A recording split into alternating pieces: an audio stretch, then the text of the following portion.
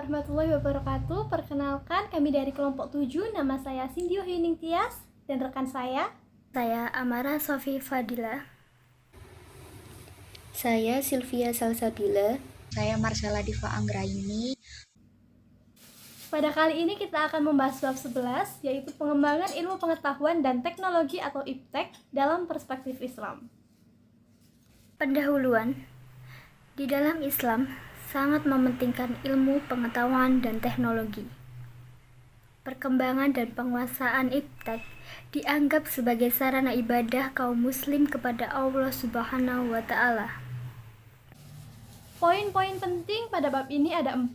Yang pertama akan saya sampaikan, yang kedua akan disampaikan oleh Sylvia, yang ketiga akan disampaikan oleh Amara, dan yang keempat, yang terakhir akan disampaikan oleh Marcella. Yang pertama yaitu konsep ilmu pengetahuan dan teknologi dalam Islam. Ilmu pengetahuan adalah pengetahuan manusia yang mempelajari tentang alam, masyarakat, dan juga pikiran. Dan teknologi adalah kemampuan teknik dalam pengertiannya yang utuh, menyeluruh, dan bertopang pada pengetahuan ilmu-ilmu alam yang berdasarkan kepada proses teknik tertentu.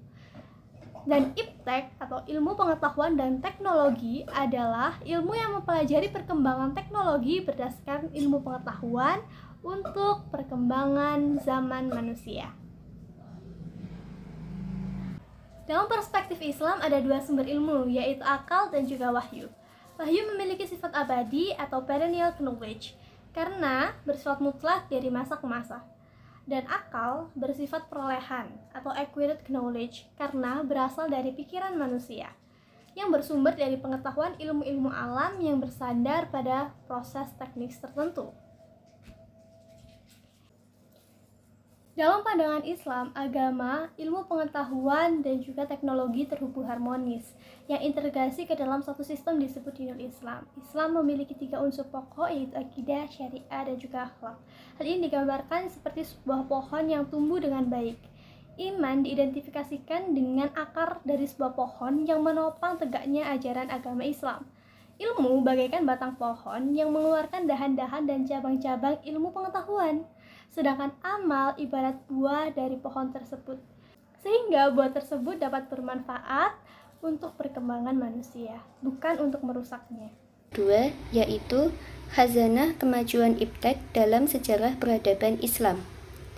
Menurut W. Montgomery Ward, Islam tidak dapat memisahkan ilmu pengetahuan, etika, dan ajaran agama.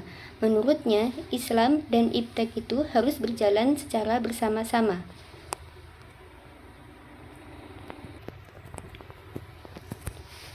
Andalusia menjadi pusat ilmu pengetahuan di masa kejayaan Islam. Pada masa itu, banyak lahir ilmuwan-ilmuwan yang mengguncangkan dunia. Terjemahan dari buku-buku bangsa Arab tersebut menjadi satu-satunya sumber bagi pengajaran di perguruan tinggi Eropa selama 5 atau 6 abad. Pada masa itu, di Andalusia juga dibangun beberapa perpustakaan, salah satunya yaitu Perpustakaan Al-Ahkam yang dapat menampung 400.000 buku di dalamnya.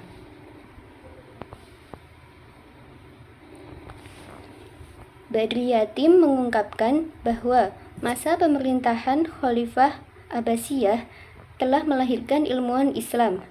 Beberapa di antaranya yaitu Al-Khwarizmi yang menemukan algoritma. Lalu ada Ibnu Sina yang menemukan termometer udara yang dapat mengukur suhu udara. Lalu ada Al-Biruni yang meneliti tumbuh-tumbuhan. Lalu Badri Yatim juga berpendapat bahwa pada abad ke-8 sampai 9 di negeri Irak dibangun beberapa bendungan atau irigasi dari sungai Efrat dan Tigris, di mana irigasi tersebut dipakai untuk mengairi pertanian mereka dan hasilnya dapat melebihi dari hasil pertanian bangsa Eropa.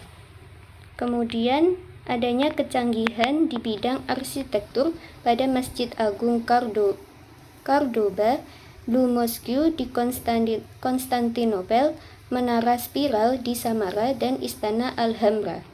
3. Arah perkembangan iptek dalam Islam terdapat dalam Quran Surat Al-Isra ayat 17 yang dapat disimpulkan bahwa alam raya ini dengan segala manfaat yang dapat diraih darinya harus tunduk dan dianggap sebagai sesuatu yang posisinya berada di bawah manusia. Peran manusia sebagai khalifah di bumi ini menyebabkan alam semesta tunduk dalam kepentingan manusia yang sejalan dengan Allah Subhanahu wa Ta'ala. Poin yang keempat, yaitu berperilaku Islami dalam menghadapi kemajuan iptek.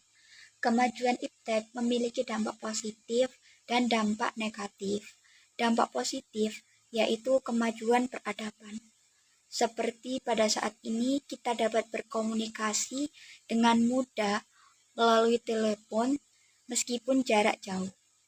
Dan dampak negatif dari kemajuan iptek yaitu pergeseran nilai moral, nilai agama, dan nilai kemanusiaan yang ada.